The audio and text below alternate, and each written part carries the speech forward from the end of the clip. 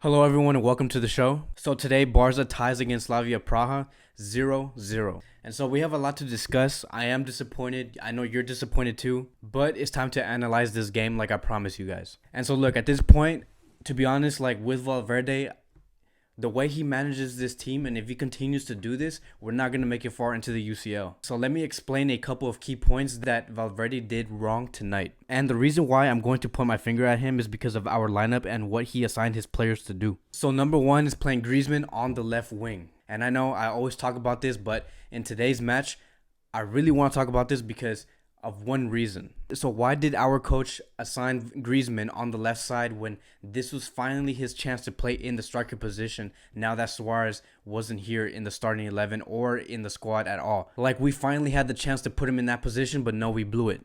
And it cost us. And if we look at the stats here for Griezmann, he did play the full 90 minutes, but he scored no goals, provided no assist, and didn't take not one shot. And if we look a little further down here, his shot accuracy was 0% because he had no chance in the first place to even get a shot. And so since Griezmann was playing on that left side, there was a point where Griezmann had to defend so deep that he literally almost took Jordi Alba's spot. And so why in the hell are we spending $110 million for on Griezmann while we can't even use him right? And we continue not to use him right, even though we had the option, we had the opportunity to put Griezmann in that striker position. Our front three was Griezmann on the left, Messi in the center, and Dembélé on the right side, when it could have been Messi on the right side, Dembélé on the left side, and Griezmann on that striker position in the center of the attack. My other key point is the Dembélé substitution. So over the course of the first half, the only real threat that Barca had was on that right side, on that right flank, which was between Dembélé and Semedo. Now, I'm not saying Dembélé had a 5-star performance, but that was the only real threat Barca had in the first half. Dembélé was always looking for Semedo for that pass on the left side. And props to Semedo, right? Because Semedo plays as a right back, but he does help the attack a lot. And I like the way he was always there, ready for that pass with Dembélé. So yeah, Dembélé was always looking for him at times, and it did work at times. Like, Dembélé did have a few created chances with Semedo. And if we look right here on the stats, Dembélé did create the most chances in the match, ending with 2 created chances. So why am I telling you this? Because in the second half, Valverde decided to bring in Ansu Fati and switch him in for Dembélé, when Valverde knew that the only threat that we had in the Barca squad was on that right side that was going through Dembélé. And so since Valverde had Messi in the middle, why couldn't you just use Ansu Fati and switch him in for Griezmann? You didn't have to take Dembélé out. Because that way, now you have Ansu Fati on the left side causing damage, and you have Dembélé on the right side causing damage, which will give us more options to score. So my other key point is failing to bring Junior Firpo in again. So for those of you who don't know, Jordi Alba got injured during the game against Dortmund. He did have a hamstring injury, and so he was out for a few games, but then he recently came back. He was not included in the squad against Levante. But now in today's game, Valverde decided to use Jordi Alba in the starting 11 against Slavia Prague, but he got injured again with the same hamstring injury. And so this is my problem with Valverde. If you know that you have a player coming back from injury, and you know that if he gets injured, there needs to be a backup, and you don't bring that backup with you, what are you thinking? Like, why would you not want to bring a natural left back as a backup for Jordi Alba when you know you have Junior Firpo? He wasn't even in the starting 11 or in the squad. And so I don't understand why he keeps leaving him out and continues to use Semedo on the left side and then bring in Sergio Roberto on the right side. Because every time we do use Semedo on the left side and Sergio Roberto on the right side and Piqué in the middle and Lenglet in the middle,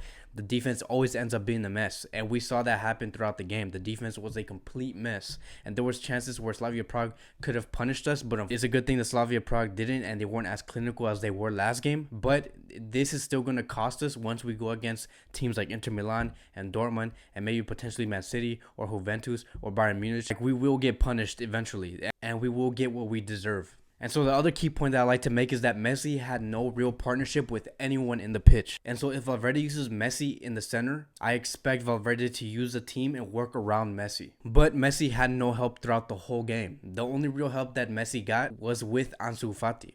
But throughout the majority of the game, Messi had no help in the final third. It even got to a point where we had to see Messi dribble through past a lot of players a lot of times, and you and me haven't seen Messi do that in a while, since like 2014, 2013. And so seeing Messi do this now at the age of 31, when he's slower, when his instincts isn't as good as before, that's how you know that Messi had no other choice, had no other options but to do it himself. And that shouldn't be happening in FC Barcelona. Because look, if we look at some of the games that Messi played recently, so we have the game against Eibar, right? Messi's dribbles attempted was 6 and dribbles succeeded was 4. And so this is normal for Messi. Having dribbles attempted around 6 to 7 is a normal stat for Messi.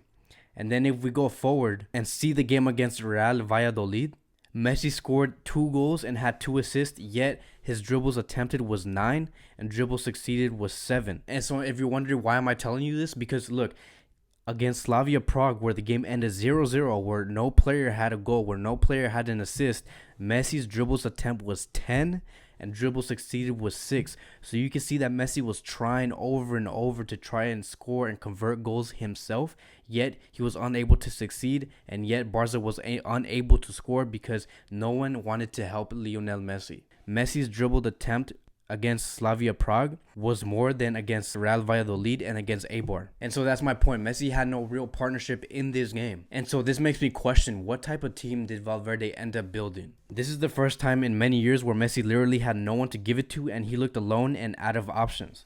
And our club is known for teamwork, having each other's backs, entertaining the fans, going the extra mile to win matches. And we lost all of that completely in one season. As a matter of fact, our attacking display was so bad that Lenglet had equal or more shots than most of the attackers in the Barca squad besides Lionel Messi. So where does that leave us in the table? So right now Barca has 8 points, Dortmund has 7, Inter Milan has 4, and Slavia Prague has 2.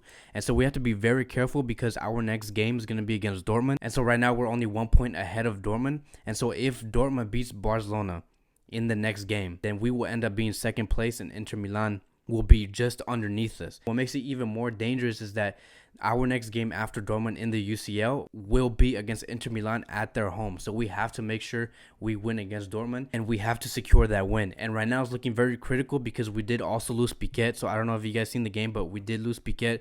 He did get a yellow card, another yellow card in the game, which resulted into missing the next match. And so that's our status right now. Right now everything's looking very tight. Even in the Liga, where it's looking very tight, and the UCL is looking very tight. Things could have been a lot worse, but other teams are slacking also. So right now we have to take advantage of other teams losing their games. And so right now I just pray that Valverde tries and better manage their players. We have to do better. We have to end the season the best way as possible, because if not, the results are going to come and we're going to get what we deserve. And so what do you guys think about the game? Where do you think Barca will end up on the table in La Liga and for the UCL? And what is your scoreline prediction in our next UCL game against Borussia Dortmund? So thank you guys for watching. I appreciate it. I'm going to be covering a lot of more transfer rumors. Anything that happens with FC Barcelona club, I'm going to be covering it here. And so if you want to know about those topics, make sure to subscribe and like the video if you guys liked it. And so yeah, again, I appreciate that you guys are watching right now. I'll see you guys next time.